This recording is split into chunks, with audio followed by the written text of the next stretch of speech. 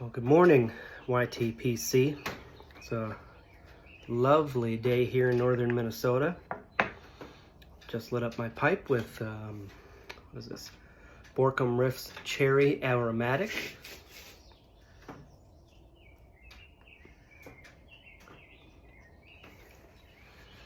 It's been a few weeks since we've done a video. I decided I would start a series. I've been writing a book on and off the last few years. I have young children. And I remember when I was a young child, I was always fascinated by pirates.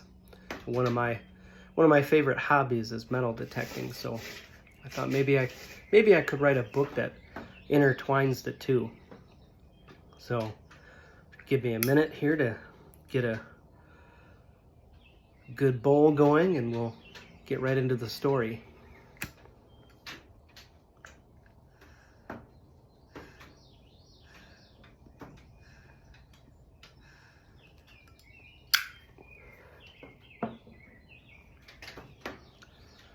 So the story is called Spyglass Treasure, and it might become a series, and the series may be titled Detector Kids. So it's starting out, the premise is a young boy, who you will find out his name here shortly,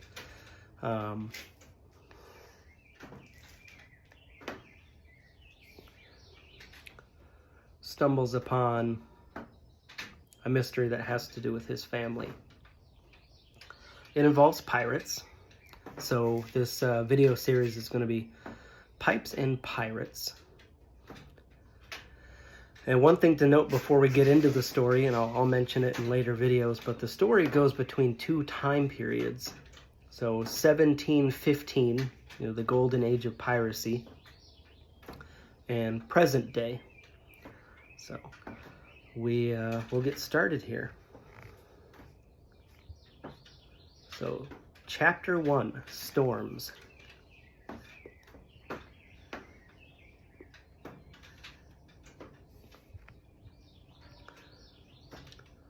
Waking up to the sound of his own screams, the last thing Franklin remembered was his parents arguing and his father losing control of the car.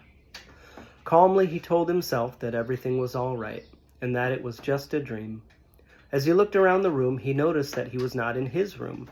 Looking around the room, he noticed a small television, rails on his bed, and a needle sticking out of his hand.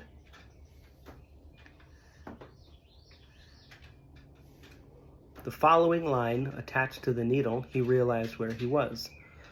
What am I doing in the hospital? Franklin thought. Franklin was not in his own bed, and his head hurt more than he could stand. Trying to sit up, he collapsed and began to dream again. He dreamed that he and his sister, Kara, were traveling with their parents as they did every summer.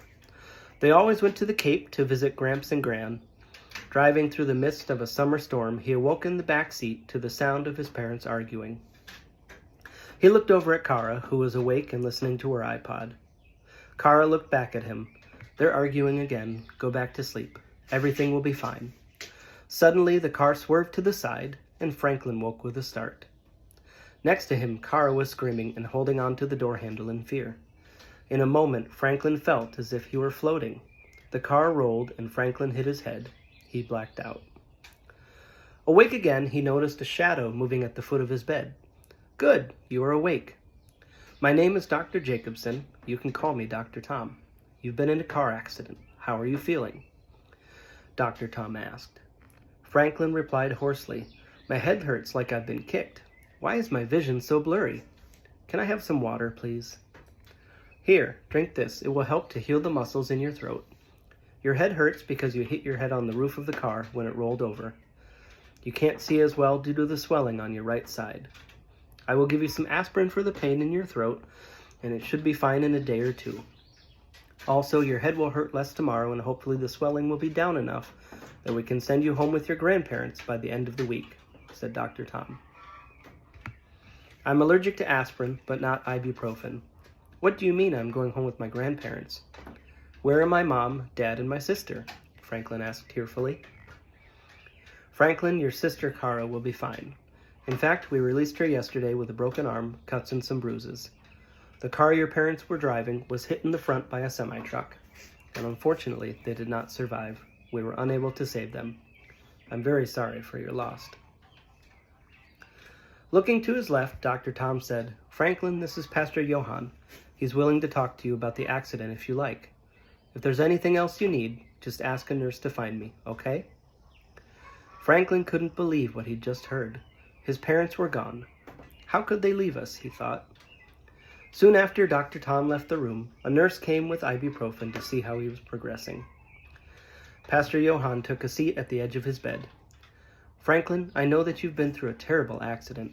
It's never easy to lose a family member, and I cannot begin to imagine how you must feel knowing your parents have left this world.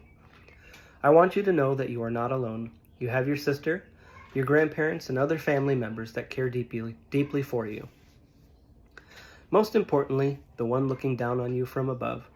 Christ is here to help you in your life's journey. Have you spoken with him recently? Franklin replied with an angry tone. I know that my family is here for me. You want to talk about God? How's this for a question? How could God do this to me? I'm only 12 years old. I need my parents. Franklin, we all have needs. Some needs are more important than others. I know it is tough to understand that your parents are gone, and you may never know why. God's plan is in his time, and his plan is perfect and not without reason. Pastor Johann paused. I've said enough. I'll let you take rest, and we can talk more in the morning if you'd like.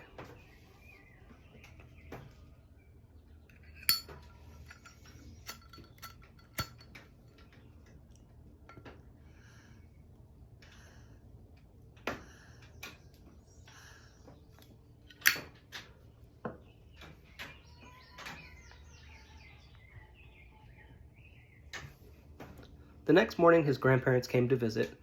Grandpa Carl was a tall, thin man with thinning dark hair combed back. He wore washed blue jeans and a black t-shirt. He enjoyed classic rock and had attended several Johnny Cash concerts in his youth, where he got into enough trouble that he almost spent time in the county jail, but opted to join the Navy instead. At heart, he was still a rebel. Grandma Jenny was the opposite. She enjoyed her classic rock as well, but was more of the Beatles type and wore simple dresses with capris or a blouse. She had long silvery hair that she had in a bun and wore thick rimmed glasses. She was a good girl and trained as a nurse during the war in Korea. They had met on a troop ship that Carl was stationed on and found later that they shared mutual friends. They left Kara at home so she could prepare Franklin's room with things from their old house so he would feel comfortable and welcome. Franklin's grandmother cried when she saw him sitting up in bed reading the comics in the newspaper.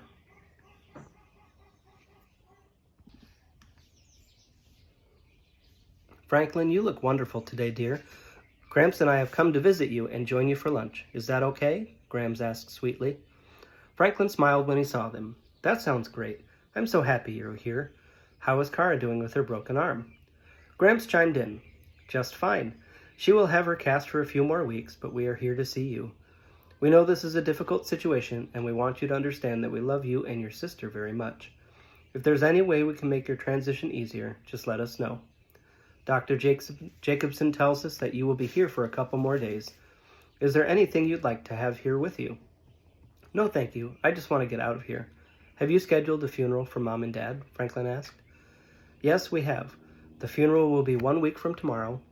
Your parents had a will that gave clear instructions if anything like this were to happen. They had made most of the funeral preparations years ago, said Gramps. Franklin told them about his conversation with Pastor Johann. His grandparents agreed that there is no reason to be angry, but they understand why. Just then, Franklin's watch beeped, signaling noon, and they headed towards the elevator. 2 floors down was a large cafeteria with tall glass windows and doors that opened onto a beautiful patio. Franklin went through the line first and chose his favorite: chicken tenders with tater tots, a cup of Jell-O, and a carton of chocolate milk. Gramps and Grams went through. They both got roast turkey sandwiches with a cup of tomato soup on the side. Franklin loved his grandparents. He loved the way his grandfather's eyes were so blue they matched the ocean where they lived. Grams made the best oatmeal and chocolate chip cookies. They were the best because she made sure not to cook them all the way. In the middle, they were just soft enough to melt in your mouth. Lunch was great. Gramps told stories of his pilot buddies from when they were in Vietnam. They had just had a reunion last month. Gramps flew fighter planes and was stationed on the coast. His team helped train new pilots and prepare them for battle overseas. Gramps was wonderful as well. She'd spent her younger years on a farm in Illinois before joining the Red Cross as a volunteer nurse. She and Gramps met at a dance while she was stationed in Hawaii. She always said it was the most beautiful place she'd ever seen. They had both lost friends in the war, but knew they had sacrificed their lives for something more important. Feeling tired, Franklin said his goodbyes and returned to his room for a nap. He couldn't wait to get out of the hospital and sleep in a normal bed. Hospital beds were so bumpy and uncomfortable. The next day, the swelling and pain in his head was mostly gone. Dr. Tom and a nurse came to remove the bandages from around his head. Franklin could see better and was able to walk around the halls unattended. He went to movie night on Thursday in the cafeteria. The feature film was Treasure Island, and Franklin watched it in amazement and was thrilled at the idea of buried treasure. He had heard through the news and by reading newspapers over the years that treasure indeed existed and had been found by lucky divers. Franklin wished he had a computer so he could do his own research. He wanted to know if any pirates had buried their treasure near his grandparents' home.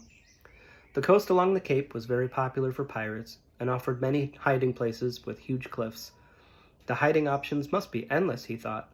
As if a light went on inside his head, Franklin realized that he was missing his phone. Shortly before the end of school, Mom and Dad had bought him a brand new iPhone as a reward for his grades. Franklin rushed to his room and found his backpack on the floor next to his bed. He opened it and dumped the contents onto a chair. His iPhone was not there. Puzzled by this, he decided to check all of the side pockets. Sure enough, there it was, clean and undamaged from the accident.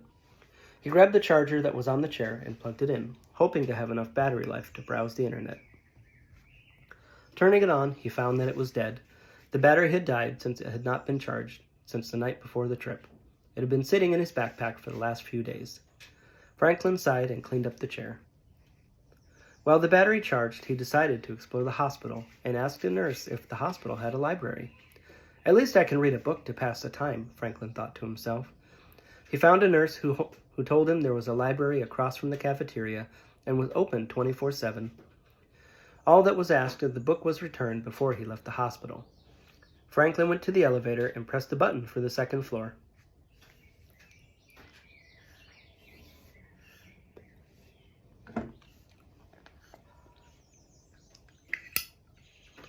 The one thing about pipes is you leave it unattended too long and you end up having to relight and relight, which is okay. It forces you to slow down and be more meticulous, I guess, is what I would say. But I don't mind.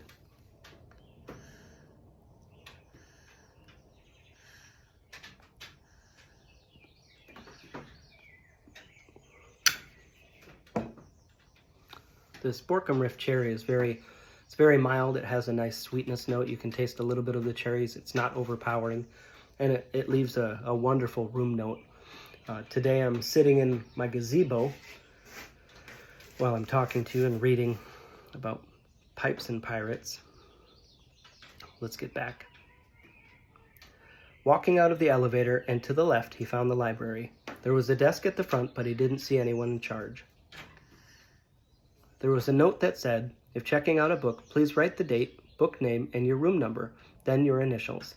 If you are returning, please fill in the date you are returning the item. Thank you, and enjoy your book."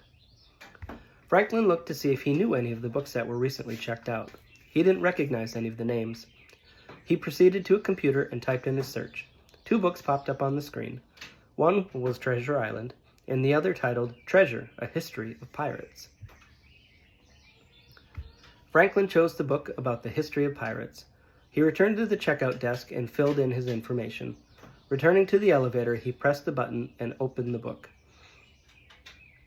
He found the chapter list and turned to the section about legends on the eastern shore of the United States. Almost immediately, he found a story of a ruthless captain who supposedly lived on the Cape, on what is now a restricted national seashore. The legend states that Captain Jonathan Crow sailed the seas from the Cape to the Bermuda Islands. He chased and burnt ships traveling through the waters. At one point in his journeys, Captain Crow and his crew overtook a Spanish galleon loaded with several chests of silver. When opening the chest, Captain Crow was overcome with greed and slaughtered the ship's entire crew. Captain Crow and his crew moved the chest to the ship of Captain Crow, the Atonement, and set the captured galleon ablaze. They sailed away, watching it sink into the ocean.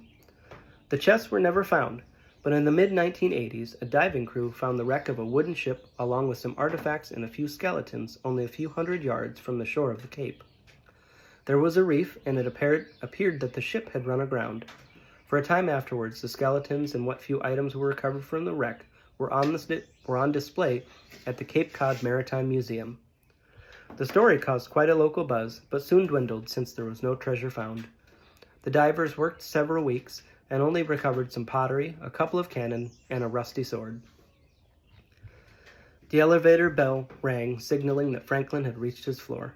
He walked out of the elevator, still reading the book, and returned to his room.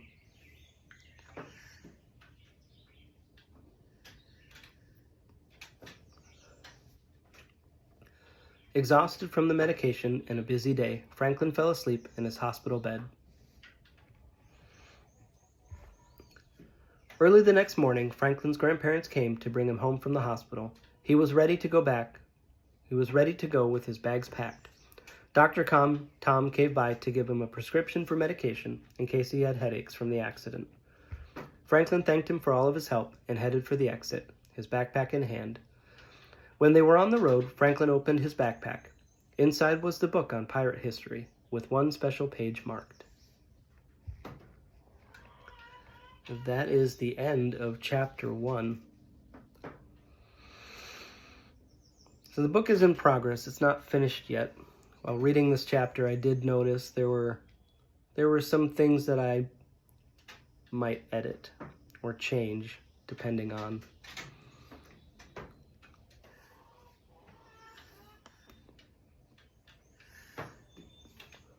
I would be interested to know what your thoughts are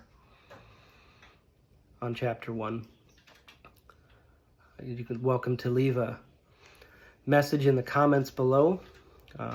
If you liked what you heard, please select the like button. Helps to give some encouragement to know that what I'm producing is liked, and it helps me to continue to do more. I hope you have a good day. I hope you have beautiful weather, and we'll talk to you again soon.